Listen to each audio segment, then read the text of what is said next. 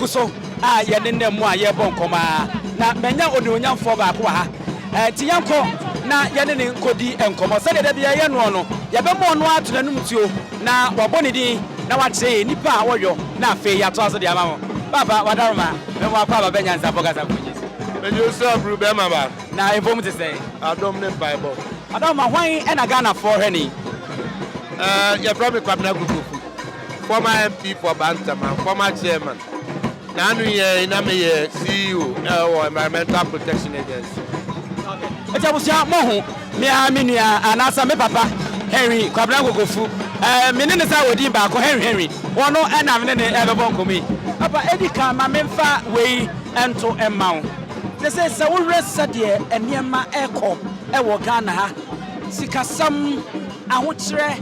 ene niema omanfo efemu embo Ghana mampanyina de atum se wonim se niema nkoyie sa wohwa NPP chances se obewin 2028 no based on economic no wa ohu ne say mamenya one correction enya 2028 yeah win it 2024 and son ya ko win it 2024 facha me enti abatwa ebe to no December 7 afiwe mu no new patriotic party ebe win na ye be win wa ahobrasem ene ne diem ebi se ye ne Ghana po nyina be kasa ne ya kire nsem ewiase ayede nti bia ka Ghana ya de be bibia nyemre na omampani achitu mu no wa anye antuma akwa Ojina so can say on name benefit the name agu akwam a ye we say name abetuto yi say wo be ne me be ya adwen a economy no asase a ejina ne naso na enye bibia say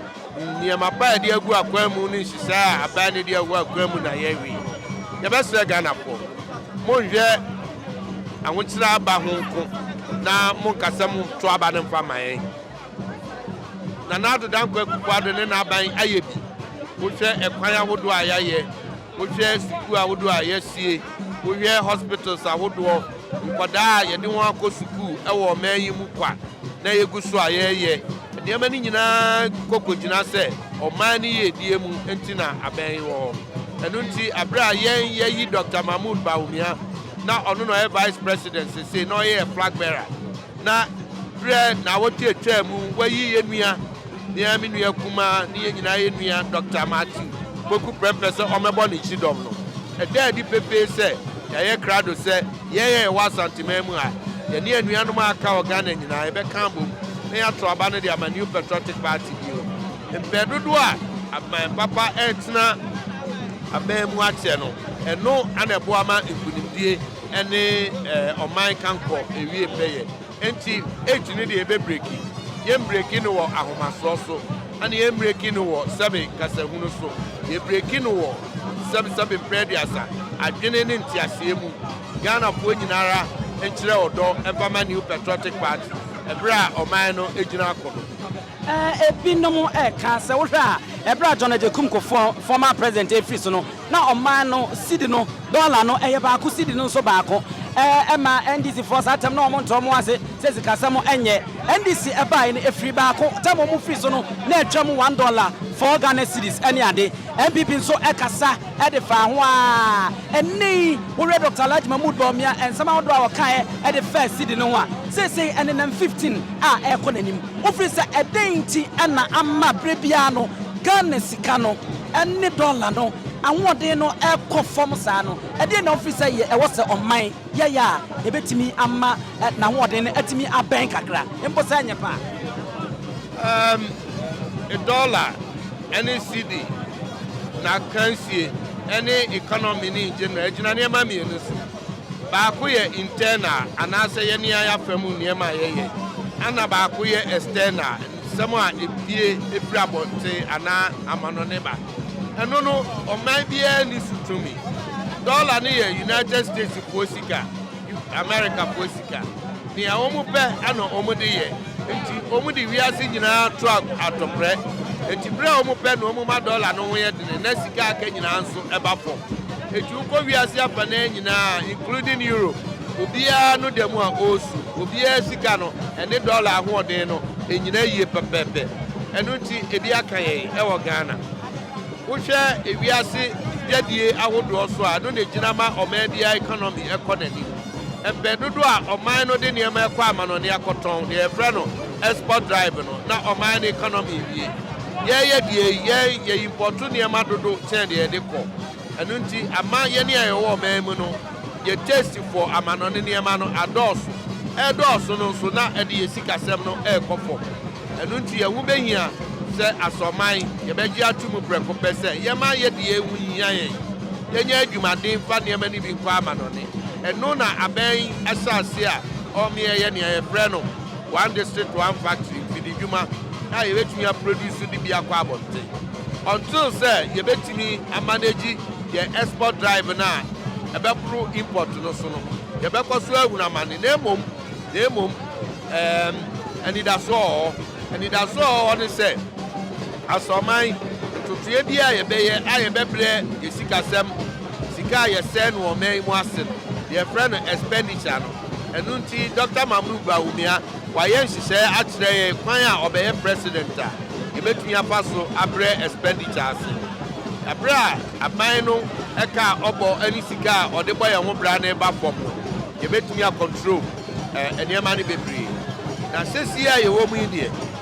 obiara ka sɛ ɔman no mu yɛ a yɛdene ɛyɛ amamuo no na bi a biribi atekyema na ɔni a ɔpɛ sɛ ɔka nokorɛ sɛ wotie former president John Dramani Mahama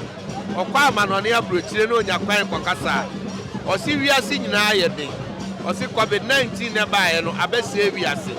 afei Ukraine war no nso so a ɛkɔ soɔ no ama wiase ayɛ den ɔka kyerɛ obiara wɔ wiase na ɔka si sɛ yɛne ɛwɔ Africa man mu deɛ ɔhaw no abaa ma yɛ ho kyerɛ yɛ papaapa Africa amaaman ɔba Ghana pɛ no ɔbɛsesa n'ano ɔba Ghana ɔmpɛ sɛ ɔka saa nokorɛ no nanso yɛma ne mfa kontompo ɛna ada Ghanafoɔ so otumi kɔka saa wɔ amanɔne deɛ a saa na ɛteɛ ɛwɔ ase ɛno nti yɛnhwɛ kwan ba a yɛbɛtumi afa soɔ na yɛn nyinaa de ɔdɔ bɛtaa bɛyɛ akyi na yɛako nkodene obiara na ɔbɛtumi abɛyi nkonyaa sɛ ɔkae n'ano a Ghana mamunu kase yɛnyɛ adwuma nyɛ under President Mahama ɔse menyɛ nkonyayini menyɛ magician anuma bɛyi nkonyaa ama mo adwuma ayɛ ɔse meyɛ ɔmampani mentumi nsɔre mfa sika mahyehyɛ mu nyinaa mbotom ama mo ho ntɔ enti yɛsrɛ no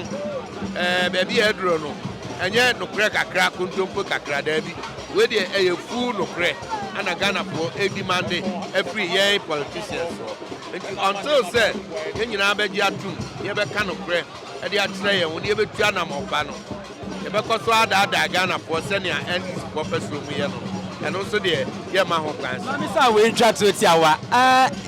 Dr. Alhaji Mahmoud Bawumia ɛne yɛwura ononyamfoɔ mate Oproku Prempeh are they the right candidate ɛwɔ sɛ ɔmudi MPP anim saa pɛpɛɛpɛ ebi sɛ yɛne yɛn na efiri yɛ pɛ New Patriotic Party ɛne yɛkɔtɔ abama Dr. Mahmoud Bawumia sɛ ɔbɛdi yɛn anim as flag bearer ana yɛne yɛn kasa yɛn hyehyɛ ana ma flag bearer bi atumi sɛ wɔhwehwɛm na onyi onipa baako ma no mɛyɛ running mate ɛno nti yɛne yɛn hyehyɛ mu ana yɛama na bɛyɛ flag bearer ana ɔno ara nim deɛ gyina tumi nso ɛyi Dr. Nyansapo Prempeh enti yɛgye tum prɛko pɛ ɛyɛ yɛ ticket a yɛnim sɛ ɛyɛ winning ticket a yɛde kɔsa ne yɛnim sɛ nkunimdie bɛbɛyɛ afa Nyansapo Prempeh ne furuma hyɛ asantemɛm aha ɛne baabi a odi ne dwuma no ɔyɛ ne bibiara wɔgye seɛ prɛko pɛ ɛno nti yɛ asantema yɛkura ne mu yɛsɔ ne mu yɛtɔn no ama Ghana nyinaa na yɛn nyinaa yɛagye no ti na waka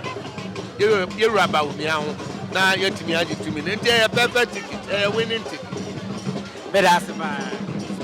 After yɛne yɛwura ononyamfoɔ Henry Kwabena Kokofu ɛna ɛbɔ nkɔmmɔ ɛwɔ ha no eti yɛntoa so na yɛnkɔ yɛ anim yie mmra ɔmanfoɔ mfrɛ yie mmra 1978 men's boutique and traditional wear ɛna ɛfiri nananom ahemfo nananom ahema nananom akyame obi a wokɔdi hene anaasɛ akɔmfo mpo sɛ woba 1978 men's boutique a ɛyɛ kente nananom entoma yetutu eguso edeko ayie de ɛyɛ agefro kente papa bi edi kodwabɔ ase ope ahenema ope frugu ope ne che wo pe chaachao anasa wo pe abahema dukwade bobo wonsa entoma wo be fra kente papa bia wo betu aguso de a eye 1978 men's boutique location no ewo edum ye ben Access Bank bomoden na bra na eni emedidwa na wonu hu da betumi afre wo 0265188889 1978 men's boutique was say na nanuma fade de a aha ena obenya na moroso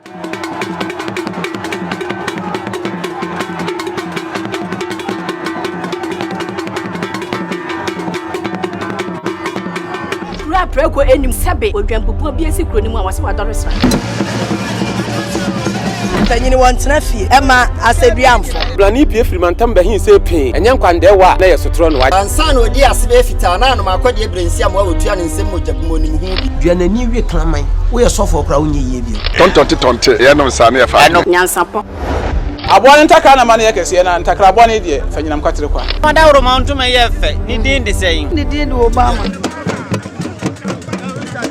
akola wa no so pese utrimu osuma ense Bantama fam ne honhon hia na Amerikasa sebe ka ya twa ni mu nyame nai ebu afaso enye de ya twa ni mu twa nyame sebedi akone bekwen bodi atwede na se Kofi nro ni ya aben ntime nyina ni mu ampata na wo yade